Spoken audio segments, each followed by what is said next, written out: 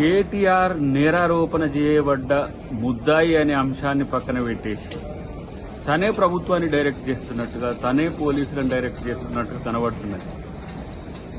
నిన్ను ఏసీబీ విచారణ చేస్తుంది. ఏసీబీ నువ్వు విచారణ చేస్తలే. ఏదో వెనకటికి బ్రహ్మానందం అలీ దాంట్లో అలీ మిషన్ డిటెక్ట్ చేసినట్టు, అలీ మిషన్ చెక్ చేసినట్టు నువ్వు ఏసీబీని చెక్ చేయాల్సిన అవసరం లేదు, ప్రభుత్వాన్ని చెక్ చేయాల్సిన అవసరం లేదు. అది గుర్తుపెట్టుకుంటే మంచిది.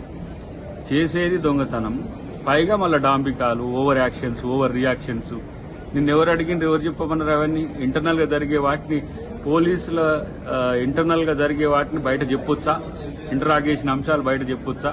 ఆ సోయి కూడా లేదా? మీరు గతంలో నర్సింహారెడ్డి గారి కేసులో ఎంక్వైరీ కమిషన్ ఎట్లా అంశాలను చర్చించిన అంశాలు బయట పెడతాని మీరు కోర్టుకు పోయినరు. ఈ లోపల జరిగే అంశాలన్నీ బయట చెప్తున్నట్టుగా నాకేం అడగలే, నేనే అడిగినా, నేనే చెప్పినా అని చెప్పి ఏవైతే డాంబికాలు ఉన్నాయో బంద్ చేస్తే మంచిది.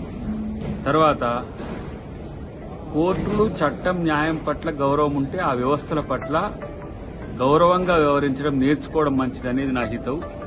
రేపటి రోజున ఏం జరుగుతుందో ప్రజలు చూస్తారు, ఇలా లోకం తెలుస్తుంది. కానీ నీ యొక్క ఓవర్ యాక్షన్స్ బంద్ చేస్తే మంచిది అనేది నా యొక్క ఆలోచన. కేటీఆర్ నేరారోపణ చేయబడ్డ ముద్దాయి అనే అంశాన్ని పక్కన పెట్టేసి తనే ప్రభుత్వాన్ని డైరెక్ట్ చేస్తున్నట్టుగా, తనే పోలీసులను డైరెక్ట్ చేస్తున్నట్టుగా కనబడుతున్నది. నిన్ను ఏసీబీ విచారణ చేస్తుంది. ఏసీబీ నువ్వు విచారణ చేస్తలే. ఏదో వెనకటికి బ్రహ్మానందం అలీ దాంట్లో అలీ మిషన్ డిటెక్ట్ చేసినట్టు, అలీ మిషన్ చెక్ చేసినట్టు నువ్వు ఏసీబీని చెక్ చేయాల్సిన అవసరం లేదు, ప్రభుత్వాన్ని చెక్ చేయాల్సిన అవసరం లేదు. అది గుర్తుపెట్టుకుంటే మంచిది. చేసేది దొంగతనం, పైగా మళ్ళీ డాంబికాలు, ఓవర్ యాక్షన్స్, ఓవర్ రియాక్షన్స్. నిన్నెవరు అడిగింది, ఎవరు చెప్పమన్నారు? అవన్నీ ఇంటర్నల్ గా జరిగే వాటిని పోలీసుల ఇంటర్నల్ గా జరిగే వాటిని బయట చెప్పొచ్చా? ఇంటరాగేషన్ అంశాలు బయట చెప్పొచ్చా? ఆ సోయి కూడా లేదా? మీరు గతంలో నర్సింహారెడ్డి గారి కేసులో ఎంక్వైరీ కమిషన్ ఎట్లా అంశాలను చర్చించిన అంశాలు బయట పెడతాని మీరు కోర్టుకు పోయినరు. ఈ లోపల జరిగే అంశాలన్నీ బయట చెప్తున్నట్టుగా నాకేం అడగలే, నేనే అడిగినా, నేనే చెప్పినా అని చెప్పి ఏవైతే డాంబికాలు ఉన్నాయో బంద్ చేస్తే మంచిది.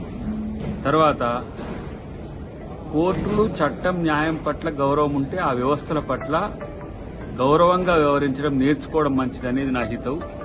రేపటి రోజున ఏం జరుగుతుందో ప్రజలు చూస్తారు, ఇలా లోకం తెలుస్తుంది. కానీ నీ యొక్క ఓవర్ యాక్షన్స్ బంద్ చేస్తే మంచిది అనేది నా యొక్క ఆలోచన. Please subscribe Telugu Politics.